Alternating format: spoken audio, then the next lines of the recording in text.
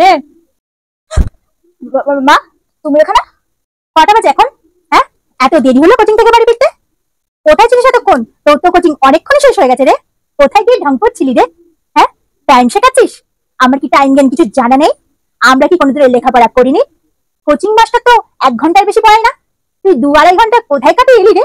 হ্যাঁ, কোন বান্ধবীর বাড়িতে আড্ডা মারছিলি? ঢং আমি কোথায় গিয়ে করবো?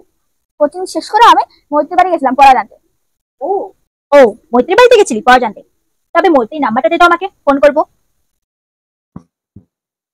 হ্যালো বৈত্রী। হ্যাঁ আন্টি বলো। বলছি যে তোদের বাড়িতে নন্দিকা গেছিল রে। হ্যাঁ হ্যাঁ, পড়া জানতে। হ্যাঁ, এই তো 5 মিনিট আগেই ও বেরোলো আমাদের বাড়ি ও থেকে। আচ্ছা, ঠিক আছে ঠিক আছে, রাখছি। রেখে তো মা, তুই শুধু শুধু আমার সঙ্গে এরকম করো। যাই আমি ঘরে যাই। এই দাঁড়া দাঁড়া, এখনো ছবি অনেক বাকি আছে, দাঁড়া দাঁড়া। এই হাতটা হাতে ধরে নিলাম। ও মা, হাতে ধরে কেন? আরে দরকার আছে, হাতে ধরলাম কেন? বলবো বলবো, সব বলবো। এই হ্যালো বিনিতা, কাকিমা বলো। বলছি যে নন্দিকা তোদের বাড়ি আছে রে? হ্যাঁ, ও তো বাথরুমে গেছে, ওকে দেবো ফোন? না না না, থাক থাক, ও সুষ্ঠু মানে বাথরুম করছে, বাথরুমেই থাক। আমি তোর সাথে পরে কথা বলবো, ঠিক আছে?